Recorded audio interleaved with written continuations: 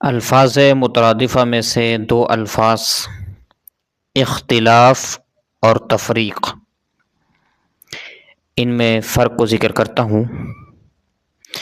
یاد رکھیں کہ ان میں مختلف اعتبار سے فرق ہے۔ سب سے پہلا فرق تو یہ ہے کہ اختلاف میں نظر دلیل پر رہتی ہے اور تفریق میں نظر نفرت اور علیحدگی پر ہوتی ہے۔ یہ ایک پہلا فرق ہے۔ اور دوسرا فرق یہ ہے کہ اختلاف میں مخاطب علماء ہوتے ہیں جبکہ تفریق میں مخاطب عوام ہوتے ہیں۔